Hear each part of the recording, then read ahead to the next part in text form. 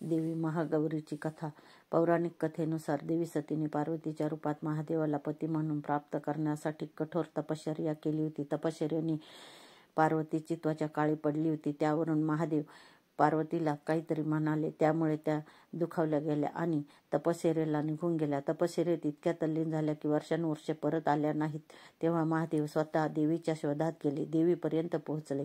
तेव्हा पोहोचल्यावर माता पार्वतीला पाहून भगवान शंकर आश्चर्यचकित झाले. देवी पार्वती अतिशय सुंदर झाली होती. त्यांचा रंग चंद्रप्रकाशासारखा होता. देवीचे रूप, वस्त्र आणि दागिने यावर प्रसन्न होऊन महादेवांनी देवी उमा यांना गौरवर्णाचा आशीर्वाद दिला. तेव्हापासून देवी महागौरी नावाने ओळखली जाऊ लागली.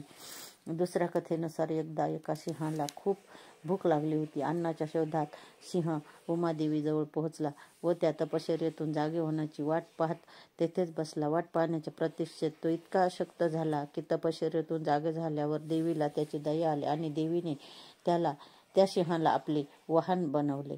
महागौरी देवीचे रूप दयाळू, प्रेमळ, शांत व कोमल आहे. देवी महागौरीचा बीजमंत्र श्रीं क्लीं ह्रीं वरदायै नमः या मंत्राचा जप केल्याने किंवा ऐकल्याने देवी लवकर प्रसन्न होते. त्यामुळे जीवनात शांती, आत्मविश्वास, आध्यात्मिक विकास होतो. सुख, समृद्धी, सफलता प्राप्त होते. संकटे नाहीशी होतात. मनोकामना पूर्ण होतात. रोग, दोष यापासून मुक्ती मिळते. सर्व कार्यात यश मिळते.